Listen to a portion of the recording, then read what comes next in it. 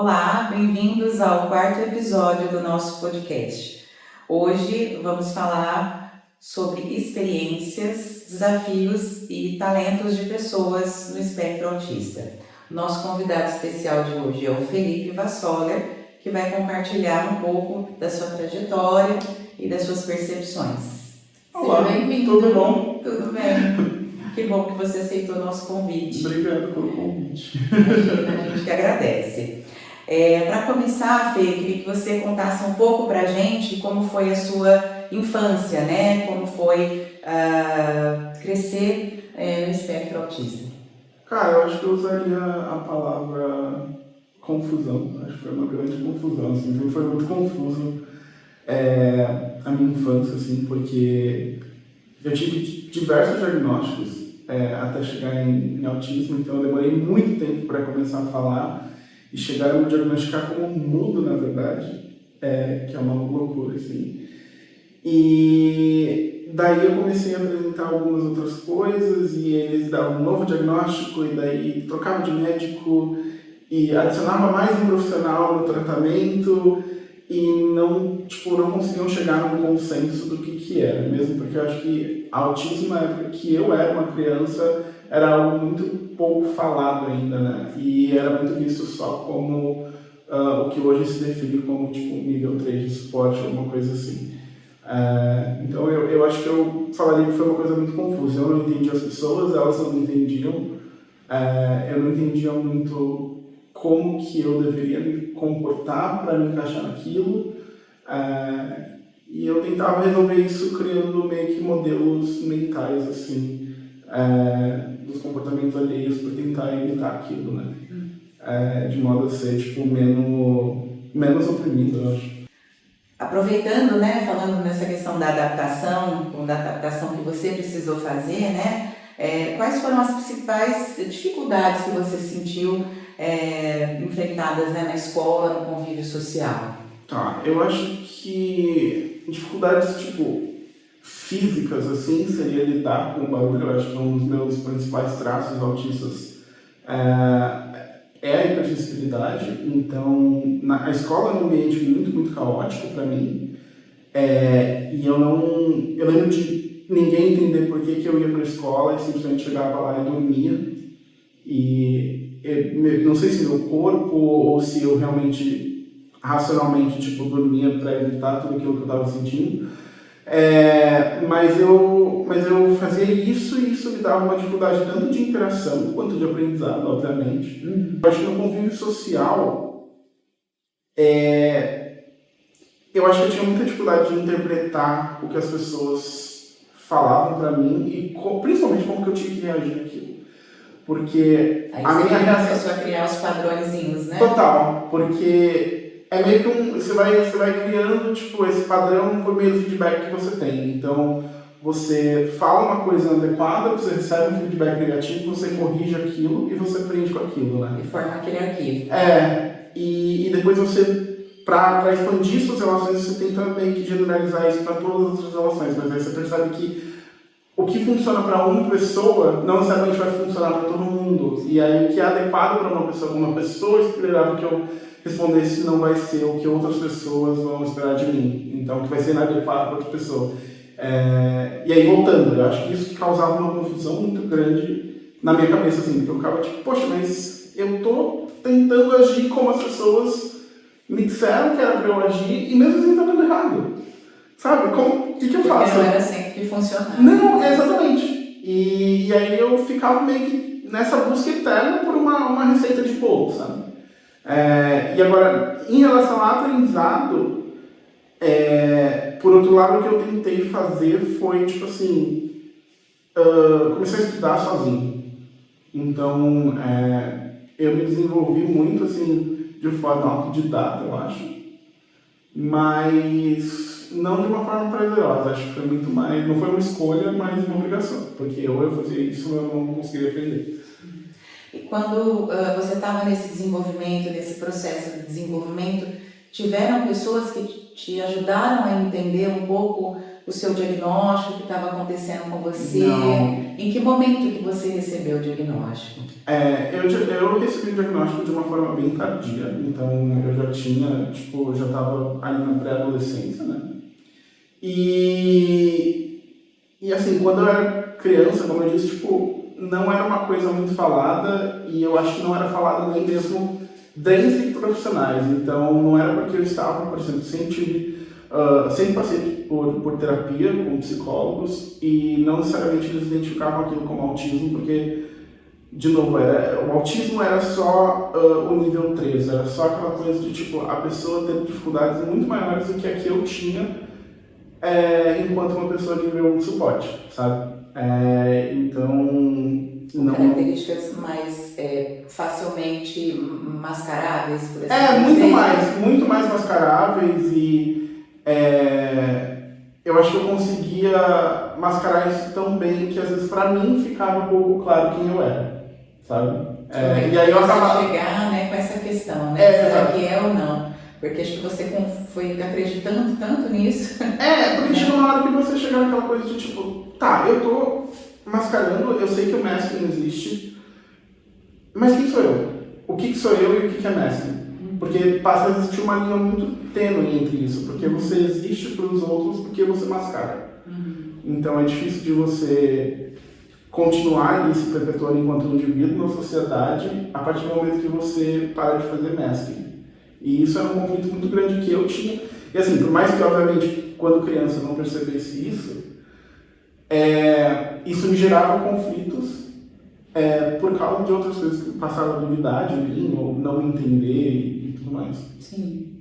Tava meio no hiato, né? No meio de caminho, total. Né? Eu não sou e nem consigo ser plenamente neurotípico, por assim dizer, né? Em relação, né? Você falou bastante da tua infância. Em relação à transição, né, para a adolescência e para a vida adulta, né, quais as dificuldades que você poderia apontar? Porque se até então, né, na sua pré-adolescência você recebe a possibilidade diagnóstica, como é que ficam as coisas depois disso, né, para enfrentar outros períodos da vida aí? Tá, eu acho que enquanto uma pessoa autista, eu cresci com uma grande maioria de uma forma bastante infantilizada. Eu acho que os pais, na tentativa de ajudar, eles acabam... E assim, isso não é uma crítica necessariamente, mas eu também entendo o lado dos pais quererem proteger mais, sabendo que existe uma necessidade especial. Mas eu acho que nessa tentativa de ajudar, eles acabam também criando uma certa dependência deles. E aí você cresce, entra numa fase que você não deveria mais depender tanto, mas que você depende. E aí a gente está falando de uma dependência prática e emocional. Total, né? Tanto prática quanto emocional, e eu acho que isso, pra mim, pelo menos, sempre afetou muito minha autoestima. Porque eu percebia pessoas da mesma idade agindo de certa forma que eu duvidava que eu conseguiria. E eu duvidava muito de eu conseguir, porque eu não tinha como descobrir o meu próprio potencial, uma vez que ele sempre foi muito impulsionado pelos meus pais. Então, é aquilo, eu acho que pra gente descobrir nosso potencial, a gente tem que enfrentar desafios. Vencer os desafios e aí dizer, tá, eu sou capaz, eu sou capaz, sabe? E quando você não tem essa oportunidade, você não consegue ter autoestima, porque o processo de desenvolvimento da autoestima, é como se você não tivesse a oportunidade disso. Né? Sim. Eu acho que isso foi muito difícil pra mim. E aí, voltando à questão da autoestima também, que é tão importante na adolescência, eu acho que isso me impactou assim, de uma forma multidimensional mesmo. Porque daí você passa a duvidar de você no que tange capacidade de fazer coisas bem básicas, e aí você começa a entrar ali num campo de coisas que são comuns para adolescentes, tipo, sei lá, se relacionar com outras pessoas e você começa a duvidar que é impossível que alguém se atraia por você ou alguma coisa assim. E aí, comparando com pessoas da mesma idade, você fica assim, tá, mas por que eu vou me interessar por isso, sabe? E aí, é uma coisa bastante confusa, assim, pra gente. Sim. Tem várias esferas, né? Não é? Tem a afetiva também, tem a social, tem a da própria escola, do próprio desempenho acadêmico, Total. né? E eu acho que também tem um pouco de de tipo, a gente, pelo fato de ser infantilizado, não pensar tanto, por exemplo, em paquera. Quando eu lembro de, tipo, as pessoas da minha idade falavam muito de um ficar com o outro, eu ficava tipo, gente, eu só quero chegar em casa para poder estudar, que é o que eu gosto, sabe? E aí eu ficava confuso, por que eu não sinto esse desejo que é tão grande para eles e que eles ficam, muitas vezes deixam de estudar, que era algo que eu gostava tanto, para fazer isso, por que eu tenho essa dificuldade de sentir isso? Entendi. E isso foi, né, durante o seu desenvolvimento, quando você chega ali na escolha profissional, na escolha acadêmica, de faculdade, profissional, como é que ficou isso para você? Né? Eu sei que você tem uma história dentro disso também, de peregrinação, por assim dizer, né? Como é que foi esse desenrolar, Fê? Tá, eu vou por partes aqui, porque essa pergunta é bem grande para mim. Mas eu acho que primeiro isso me afetou no sentido de que, por sempre ter dificuldade com interações sociais, eu pensei que eu tinha que seguir uma carreira acadêmica. Porque eu achei que não tem nenhuma possibilidade de eu ir para o mercado de trabalho. Primeiro, passar por uma entrevista era algo surreal para mim, tá? Eu acho que durante a nossa vida inteira a gente vai escutando sobre entrevistas de trabalho e é um grande terror que faz na nossa cabeça sobre isso, sabe? E aí, para uma pessoa autista, tipo, você precisa disso, você precisa daquilo, e você fica tipo, cara, eu não consigo nem me relacionar com um amigo, sabe? Então, parecia uma coisa impossível para mim. Então, eu acho que impactou de uma forma muito forte de eu pensar, cara, eu preciso seguir uma carreira acadêmica porque é o máximo que eu consigo, já que eu gosto de estudar também, aproveitando isso. E depois, acho que me afetou muito no sentido de, tipo, eu entrar na faculdade e eu começar a ter desejo de ir para o mercado de trabalho, que eu me interessava bastante, mas eu tinha que negar aquilo. E eu tinha que me reprimir e realmente, tipo, aceitar que eu não podia, na minha cabeça, pelo menos, sabe? Sim. Então, levou muito tempo, assim, para eu realmente conseguir tirar da minha cabeça que eu não era capaz de passar na entrevista e fazer isso. Até a própria escolha profissional também não foi uma coisa linear para você. Você começou com um curso, depois você foi para outro, né? Teve um pouquinho dessa dificuldade até você acertar aquilo que de fato você gostava. Isso incluía também o lugar que você estava, a instituição que você estava incluída. Eu acho que, primeiramente, eu tentei morar sozinho, num estado muito longe. Não deu certo, tanto porque eu não tinha sido preparado para aquilo, eu sempre fui muito dependente dos meus pais, quanto porque, na época, teve alguns problemas ali no Rio Grande do Sul, que é onde eu fui morar, que tipo, me fizeram ser assaltado 9 vezes em 6 meses. E eu era muito bobinho para perceber como, tipo... Isso era fora de mas aí, todos os dias, né? E aí eu acabei desistindo de lá, e daí eu voltei para São Paulo e, tipo, fui fazer estatística no INE, em São Paulo, e não era nada do que eu esperava. E aí depois tentei mais coisas, enfim, eu não me entendia o suficiente para entender o que eu queria fazer da vida. Então era muito isso de... Você afeta isso também, essa certa imaturidade, esse desenvolvimento tardio.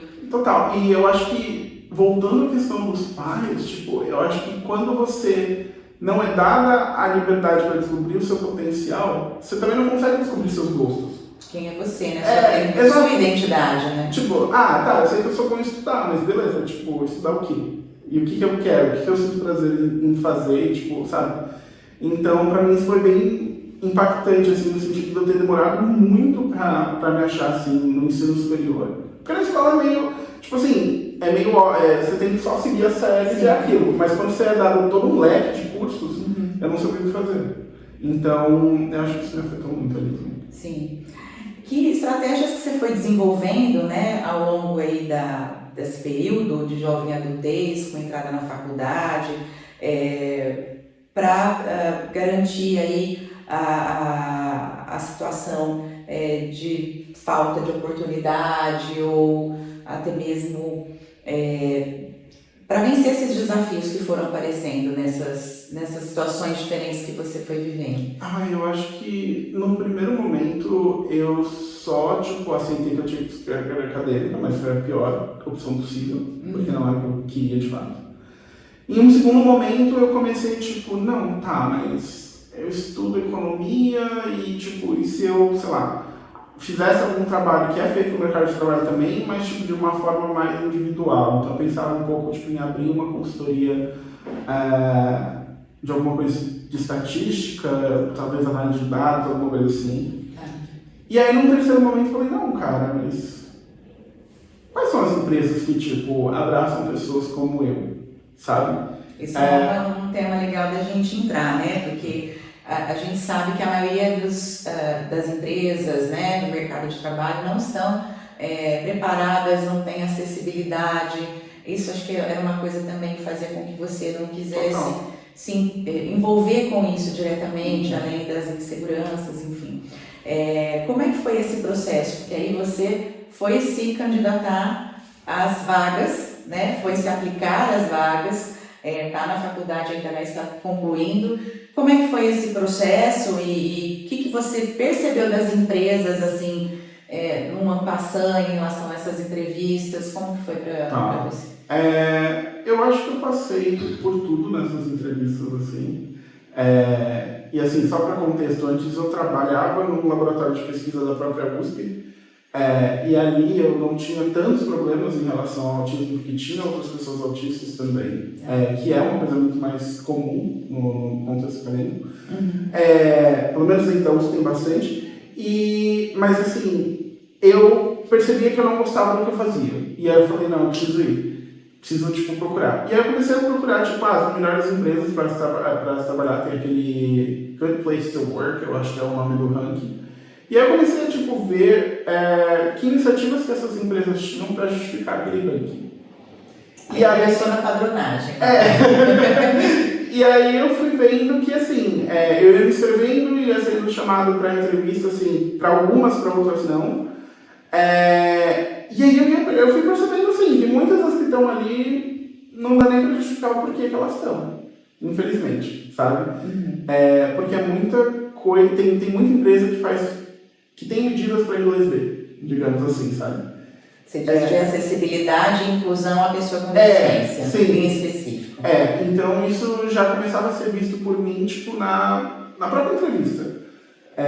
E eu acho que uma coisa que eu falava muito com você, né, que é tipo, eu acho que eu não quero só que a empresa me filtre, eu quero filtrar a empresa em que eu vou também. Sim. Então, eu fui aceito em algumas empresas que eu não queria ir, porque na entrevista eu não senti uma vibe, ou tipo, eu senti que a empresa não ia me abraçar de verdade, né? Então, vendia uma inclusão que na realidade não acontecia, que não existia, na prática desde a entrevista. Desde a entrevista, tipo, eu tive gente que já na entrevista me perguntou, tipo, mas você tá com dificuldade de resolver isso porque você é autista? Então, assim, o capacitismo ele começava muito cedo, sabe? E aí, ver que uma empresa dessa está num ranking tão importante, faz questionar.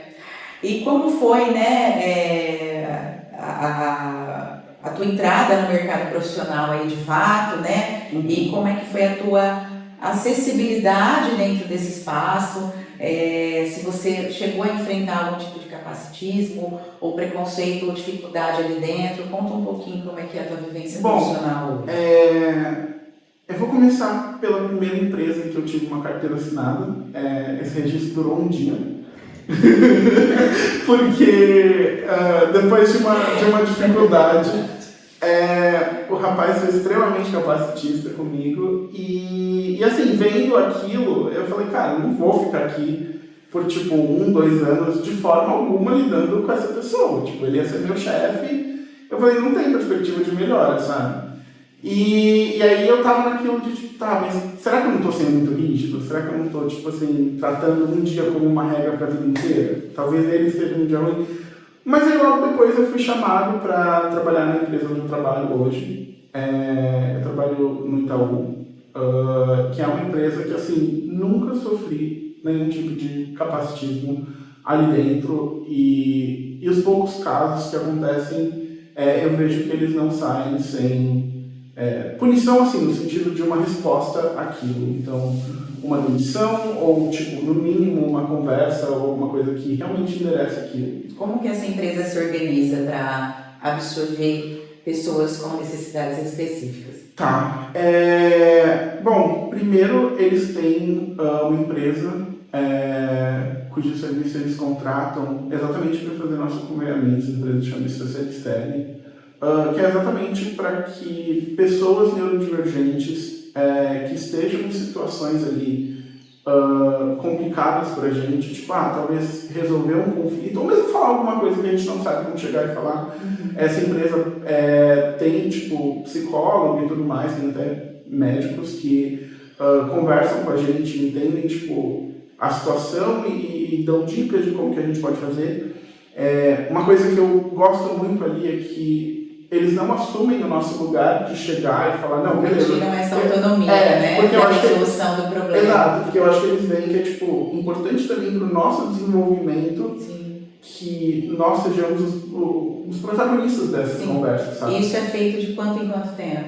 Eu tenho conversas semanais. Tem pessoas que têm conversas com maior frequência, outras com menor frequência. Depende da necessidade. Sim.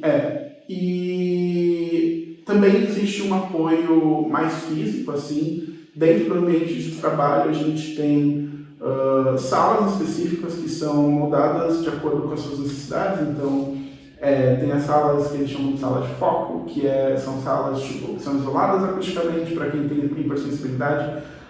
Tem um piso, de certa forma, para pessoas autistas que gostam de, por exemplo, ficar descalças e não gostam, por exemplo, de um chão mais rígido. Enfim, tem tudo muito adaptado, assim, e eu gostaria que muito mais empresas fossem como a que eu tenho sorte de trabalhar hoje em dia. Sim, e você esperava encontrar uma empresa assim, então, com tanta acessibilidade? Não, infelizmente não. Eu acho que se alguém falasse, tipo, como funciona lá hoje, eu acho que eu... Tá exagerando. Ou eu ia ficar, tipo assim, algum dia você vai trabalhar numa empresa assim. Para aquele mesmo período que achava que não era nem capaz de estar no mercado de trabalho, ponto, isso ia parecer muito mais uma utopia, sabe? Então, infelizmente, ainda é muito raro. Sim. Agora sim, Fê, considerando, né, a pluralidade, né, a diversidade do perfis de pessoas autistas, né, quais seriam o que você acha que seriam as suas maiores habilidades e talentos? Cara, eu acho que eu sou muito autodidata, então eu gosto muito e eu considero um talento meu como eu consigo aprender praticamente qualquer habilidade sozinho. Contanto que aquilo, obviamente, não seja contingenciado por alguma limitação minha. Tipo, como eu falei, eu sou bastante limitado por hipersensibilidade. Então, para mim, por exemplo, tarefas domésticas em relação a calor, por exemplo, fritar algo eu não consigo. Assar alguma coisa eu consigo porque eu visto alguns casacos e enfio, tiro e... lavar, por exemplo, banheiro. Se não for com produto forte, eu consigo, mas assim, em relação a minhas habilidades e talentos, eu acho que eu diria, tipo, eu tenho talento de aprender muita coisa sozinho. Isso me fez me apaixonar pela matemática. Eu gosto muito de aprender o tempo todo, então eu acho que eu aprendo sobre muitas coisas. Como hiperfoco, eu acho que eu teria, tipo, filosofia hegeliana, é uma coisa que eu leio muito sobre. Eu gosto muito de ler artigos científicos, então acho que isso também é uma habilidade. Análise de dados e modelagem é o que eu faço no meu dia a dia, é o meu trabalho. Você trabalha com quem em específico hoje? Eu trabalho com modelagem de risco, especificamente risco de crédito, né? Então a gente trabalha basicamente formando os modelos de previsão de, basicamente, quem ou quais empresas vão ou não dar calote, vão quitar as obrigações que elas têm em relação à empresa em que eu trabalho. Você cria e aperfeiçoa esses modelos. Exato. A gente tem um time e tudo mais e a gente fica ali o tempo todo pegando dados que já passaram, de tipo, quais empresas deram calote, para criar modelos que tentam prever esses comportamentos para o futuro, para novos clientes. E o que você gostaria que as pessoas compreendessem melhor sobre o potencial das pessoas autistas, assim, que você ainda acha que é algo que está muito distante da maior parte das pessoas, em relação às possibilidades de independência, de autonomia e também de talentos e de habilidades? Cara, eu acho que, acima de tudo, eu queria que as pessoas entendessem que nós autistas somos extremamente diversos. Então, assim como você, olhando para duas pessoas que têm um diagnóstico de algo que, sei lá, algo mais fisiológico, assim, um câncer ou alguma coisa assim, você vai olhar para dois pacientes, eles vão ter o mesmo câncer de duas formas completamente distintas. Uma pessoa vai ficar acabada emocionalmente e outra não vai. Uma pessoa vai perder cabelo durante a quimio e outra não vai. Então, eu acho que com autismo é muito isso também. Tipo, as pessoas autistas experienciam o mundo de uma forma muito única. Assim como pessoas neurotípicas. Eu acho que ninguém ninguém tipo, tem a mesma experiência porque está no mesmo lugar. Eu acho que tudo é muito contingenciado assim, pelo meio ambiente, pelo ambiente que você está, né? E eu queria muito que as pessoas começassem a entender isso, que não é porque uma pessoa não parece autista, que ela é menos autista do que outra pessoa que, sei lá, é de nível 3, sabe? Esses níveis não são uma coisa que indicam ordem, sabe? Pelo menos no que tange... O quanto aquele indivíduo é autista. Não é assim, não é uma barrinha que você vai preenchendo, assim. Então, eu acho que... Isso, inclusive, é uma coisa que dificulta muito o diagnóstico, né? Sim. Mas eu acho que isso, tipo, eu acho que as pessoas tinham que compreender melhor a diversidade do autismo. Sim. Sabe? Felipe, muito obrigada. Obrigado. Foi muito bom ter você aqui hoje com a gente, falando sobre a sua vida, contando um pouco da sua história. Antes da gente terminar, você gostaria de trazer alguma mensagem, dizer alguma coisa que você considera que seja importante para as pessoas que compartilham, né, desse assunto, seja como profissional, seja como família, como própria pessoa autista, que você acha que seja significativo trazer? Tá, eu acho que dentre nós é muito comum, às vezes, nós mesmos não nos aceitarmos, tipo assim, como que eu posso ser diferente dos outros, né? E aí também eu acho que tem uma parte de aceitação dos pais e tal, mas eu acho que para ambos os casos eu queria muito que as pessoas percebessem que o desafio da aceitação é tão grande quanto você fizer ele ser. Então, se você torná-lo um pesadelo, ele de fato vai ser um pesadelo e você de fato vai se sentir muito pior por ser autista. E acho que isso. Obrigada, viu? Imagina, de verdade, né? E para vocês que nos acompanharam, obrigada por estarem conosco. Se vocês gostaram desse episódio, né, sigam o nosso podcast e partilhem aí com as pessoas de interesse por esse mesmo tema. Até a próxima, obrigado mais uma vez. Obrigado.